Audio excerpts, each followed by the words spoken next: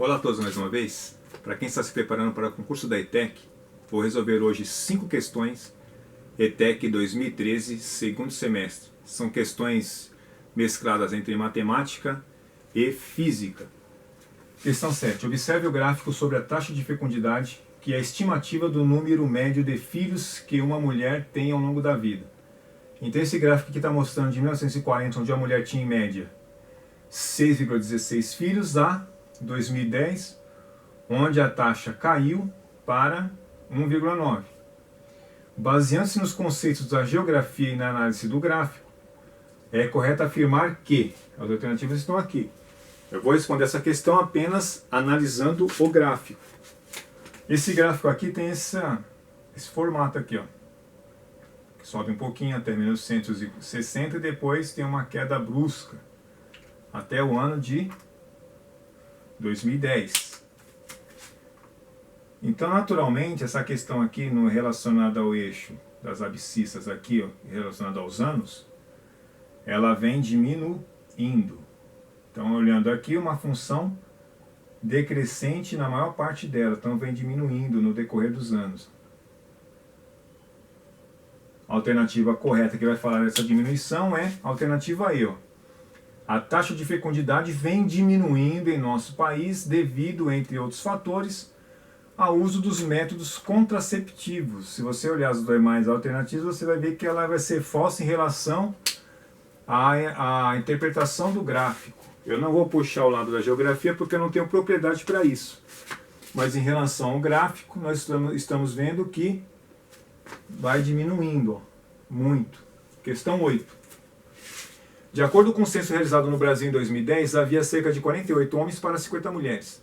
Sabendo-se que ainda, segundo essa pesquisa, havia aproximadamente 93,4 milhões de homens no Brasil, então o número de mulheres no Brasil em 2010 era aproximadamente em milhões. As alternativas estão aí. Para quem não tem noção nenhuma de como resolver essa questão, você pode ir pelo chutômetro entre 3 alternativas. Por quê? Pela lógica aqui, ó, nós temos 93,4 milhões de homens no Brasil em 2010, então naturalmente tinha mais mulheres, ó, 50 para 48. Então é mais de 93,4. A alternativa A você descarta, ó, é falsa, 87,9. E a alternativa B também é falsa, ó, porque é menor do que 93,4. Para chutar entre a C, a D e a E. Se você observar melhor, ó, a diferença é pouca. Então esse 98 aqui é muito, mas só que você deixa aqui entre essas 3 mesmo. Mas a grande chance seria entre a C e a D. Eu posso resolver essa questão de 2 formas. Eu vou escolher a mais fácil, mas eu vou deixar para vocês a forma um pouquinho mais trabalhosa, que é a regra de 3. Pela regra de 3 nós temos aqui a quantidade de homens e a quantidade de mulheres. Temos aqui 48 homens para 50 mulheres. Então 48 homens, vou pegar outra caneta aqui. 48 homens para 50 mulheres. Tinha 93,4 milhões de homens, então X da questão é quantos milhões de mulheres havia em 2010? Pelo método prático, a armação prática, o que está na linha e na coluna de X você multiplica. Então X é igual a 50 vezes 93,4 milhões. Então tem que converter milhões em unidades normais. Porque nós temos aqui 48 unidades, 50 unidades. Para converter milhões para unidade normal, aqui é 93,4, vai ser multiplicado por 1 seguido de, exatamente, ó, 6 zeros. Tudo isso daqui dividido pelo que sobrou, que é 48. Fazendo essa operação, você chega no resultado exato. O resultado exato é o que nos interessa na questão? Não. O que nos interessa é um resultado aproximado. É em cima disso que eu vou resolver a questão. Então nós tínhamos aqui, ó, 50 homens, ou 48 homens para 50 mulheres. Eu vou fazer aqui relacionado à porcentagem. Se você fizer 100% de homens, são 100% de 48, você vai chegar no resultado de 48. 100% de um número é ele mesmo. Como nós temos aqui 2 mulheres a mais, ó, duas mulheres a mais, então naturalmente vai ser mais do que 100%.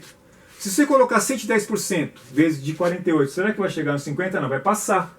Porque 100% de 48 é exatamente 4,8.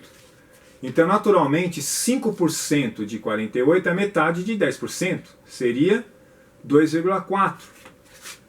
Então, se eu tenho só duas mulheres, então é menos do que 5%. Eu posso trabalhar com 4, alguma coisa, eu posso trabalhar com 4, que é o número exato aqui, para fazer a operação. Como eu tenho um número aproximado, então eu vou trabalhar com 104% de 48, que é igual ao semelhante, ó, que é aproximado. Eu posso dizer que é igual a semelhante a 50.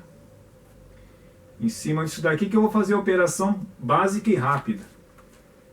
Então, se isso daqui, 104% de 48 é igual a semelhante a 50, então 104% de 93,4 milhões é o resultado. Eu vou achar também o número aproximado das alternativas. Como é que fica a sua operação básica? 104 dividido por 100 vai dar 1,04 vezes 93,4. Qual que é mais fácil fazer a operação? Em cima disso ou em cima disso? Claro que é em cima dessa operação aqui. Você vai ver que a gente vai chegar rapidamente no resultado. 4 vezes 4, 16. Sobe 1. 4 vezes 0, 0. Com 1, 4 vezes 1, 4. A unidade já foi, coloco mais aqui. 3 vezes 4, 12. Sobe 1. 3 vezes 0, 0. Com 1. 3 vezes 1, 3. Coloca o sinal de mais daqui, a dezena já foi embora.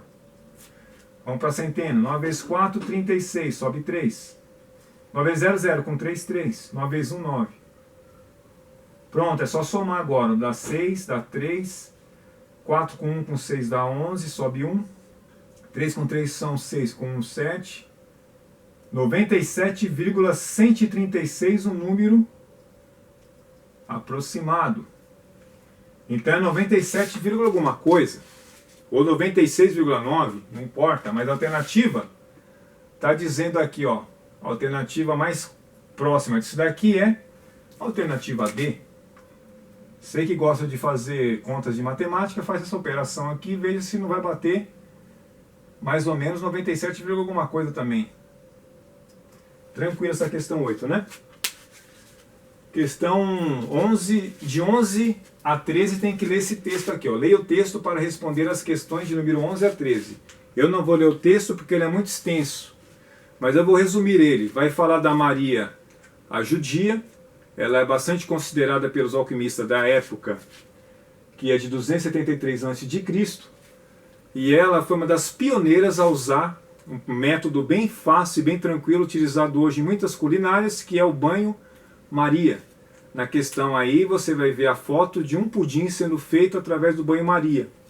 A chave para responder as questões, pelo menos a questão 11 e 12, é saber que a ebulição da água, o máximo dela é a 100 graus, e que se ela quisesse aumentar essa temperatura de 100 graus, em vez de utilizar a água, ela usaria o azeite aqui no final do texto. Está aqui, ó, a referência aqui no wikipedia.org, tirado de 13/2 de 2013, foi adaptado. Questão 11. A temperatura de uma substância submetida ao processo de banho-maria com água descrito no texto será sempre superior a 100 graus? Negativo, né? Nunca vai passar de 100 graus. Isso aqui é falsa. Sempre igual a 100 graus? Porque o calor da água passa para a substância aquecida? Não, não é igual a 100 graus. Sabe por quê? Porque ela não começa com 100 graus. Ela vai passando gradativamente para o outro recipiente. Vai haver aí o equilíbrio térmico. Sempre inferior a 100 graus? Negativo também. A F é falsa, a C é falsa. Igual ou inferior a 100 graus? Exatamente, é igual ou inferior. Igual ou superior também é falsa. Por quê? Porque nesse equilíbrio térmico ele pode realmente ser igual ou inferior, porque vai depender muito do recipiente e da substância. Questão 12. No processo descrito para atingir temperaturas mais elevadas, pode-se usar o azeite, né? Então descarta aí a alternativa D e aí é que vai falar de água. Falsa, falsa. Ah, azeite porque deve apresentar menor temperatura? Negativa. Eu quero aumentar a temperatura, então A é falsa. B, azeite porque se deve apresentar maior temperatura? Verdadeiro. Então, a alternativa correta aí, alternativa B. Vou colocar de vermelho aqui para destacar. Ó. Alternativa correta, alternativa B, que é a verdadeira. Azeite e água porque forma uma mistura homogênea? Falsa, né? Não tem mistura. Banho-maria para fazer realmente essa separação, não uma mistura. Questão 13. Na invenção de Maria Judia, usando-se água, a temperatura máxima corresponde a 212 graus Fahrenheit. No sistema internacional, essa temperatura é equivalente a quantos kelvins? Foi dado na questão a equação aí da conversão entre as escalas, que é a temperatura Kelvin menos 273 sobre 5, que é igual à temperatura Fahrenheit menos 32 sobre 9. Uma questão fácil, tranquila, porque você só vai copiar mentalmente aí, ó, 212 graus Fahrenheit, ó, copia aqui e cola em cima da temperatura Fahrenheit. Vamos ver como é que fica aqui na prática. Então nós temos a temperatura Kelvin, menos 273 sobre 5 é igual à temperatura Fahrenheit. Copiando 212 e colocando no lugar dele aqui, fica assim, ó, 212 menos, continua aqui ó, na fórmula, 32 já é da fórmula, e o 9 já é da fórmula. Vamos isolar a temperatura Kelvin. Temperatura Kelvin é igual a 200, ó, temperatura Kelvin menos 273 é igual a 212 menos 32. Vamos fazer essa operação aqui em cima. 212 menos 32. Fica 0, aqui fica valendo 1. 3 para 11, 8.